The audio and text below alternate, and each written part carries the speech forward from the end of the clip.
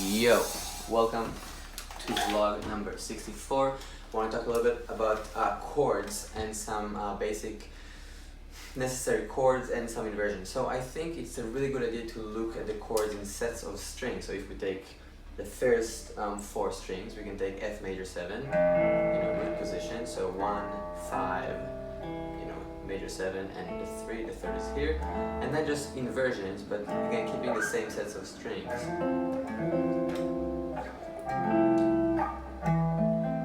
Right, and then we're back. So we can, shift here to this set in the sets of 5th, 4th, 3rd, and 2nd string. So that would be the inversions. Again, getting back to the same first one we're here. The neck is 12th fret. And we're back at the same shape. And then the next set of strings, right? That's also a useful one. And then what I would do is just like make sure that you can shift in time, and maybe you can visually make it kind of sensible. So you're going up and down. And I would do the same thing through the keys. So you can maybe do F going up, and then maybe you had descend with B flat major 7 or something, right? And I might do it throughout the guitar in the sense of I'll do all 4 3 sets of strings going up in F major, and then going descending, sorry, I don't know why this word is not coming to my mind. So ascending and descending with just different keys, through the cycle of 4th. So maybe F, B flat, and then E flat, and so on and so forth.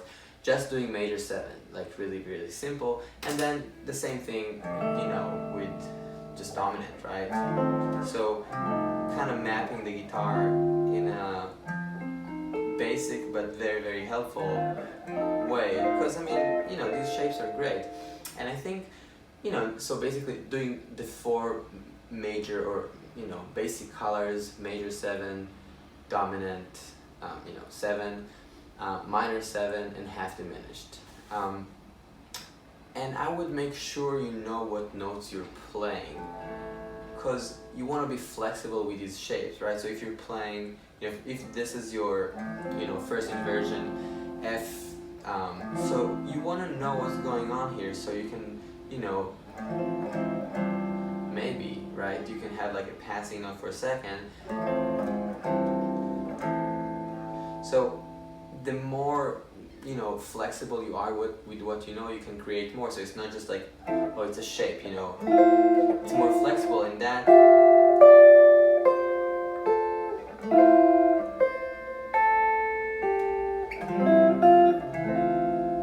And then you can do more stuff.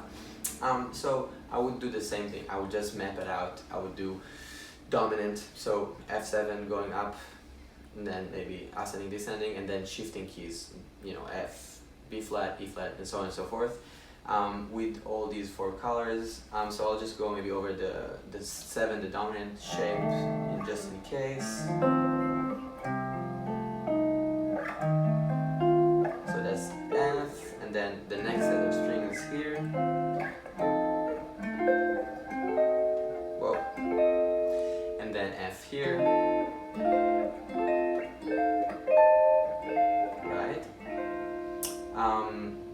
If it's too fast, you can tell me, but you can pause.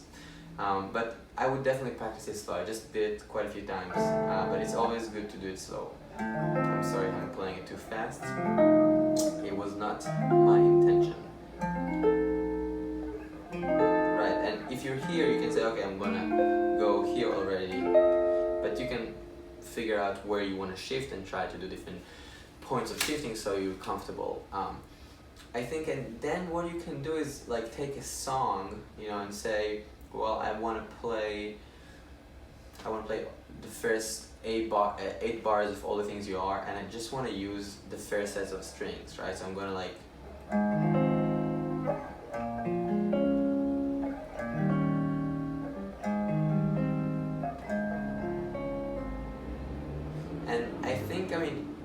of the things that could be sounding better is if you're trying to connect the chords in a sensible way. Like, that was not the best solutions, I think. Like, if I would spend a little bit more thought, I might go here.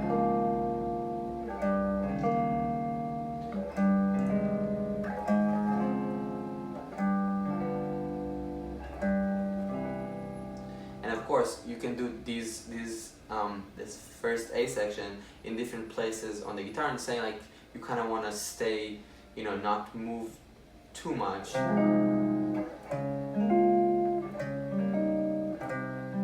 Right? That always when you have a 7 and it's resolving to, you need. I mean, it's a, you know, it's a musical rule, kind of rule of thumb, that the 7 would resolve going down half a step. It just sounds good, you know, in a certain style, but you know, we're, I think, still connected to that. So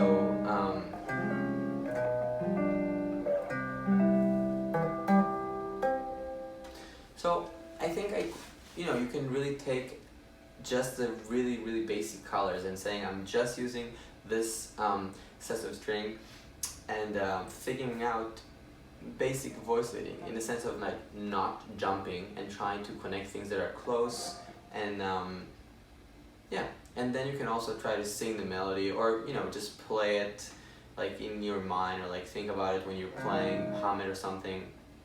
You can also decide on different exercises that like each chord, you know, if I'm playing all the things, will get 4 you know, 4 beats. So, and I'll play like, I'll be like, okay,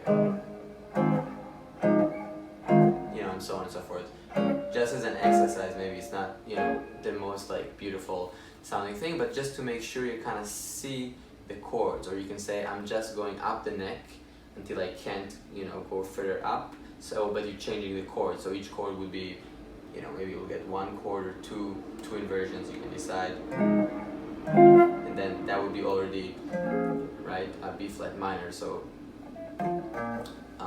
so basically, I would kind of make like little rules for yourself, so you can, within those limitations, make sure you got it. You know, you got it, and make it a little bit harder and very specific. And of course, when you're playing and trying to create, you can do whatever you want, and it's good. But I think it just like, you know, kicks our ass a little bit to do these little exercises that are like, oh, okay, it's 2 chords and these are the sets of strings and this is what I'm doing. Another cool thing that you can do with these basic things is adding a diminish between the chords. So if you're playing, this is something that piano players do all the time. You know, even if you're playing like these 2 voicings, right? This is F major 7 and F major 7 first inversion. So I could just add, you know, a little diminish here. So it just sounds good. I don't know, you know.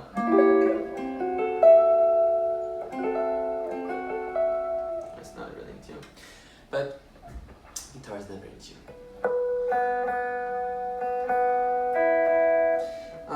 Yeah, I think I'm gonna try to do a few of these vlogs, very specific about a kind of a short topic, so it's not all over the place. I hope this is helpful. I think for me, when I was trying to figure out, you know, guitar chords and voicing, that was definitely helpful, so I can see the inversions and knowing the notes and trying to be flexible. You know, when you're playing this shape, knowing like, oh, okay, this is, you know, this is the 1, this is the 5, this is the 3, this is the 7. So okay, so it's not just a shape, but it's it could be a lot of things. And then, you know, connected with other exercises that you did, maybe you did the one from the other vlog, and then you get here,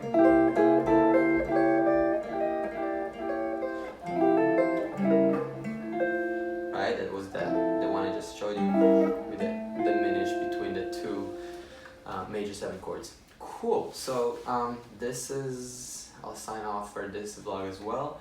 Tell me if this is helpful, if this is clear, and we'll continue very soon. Thank you guys.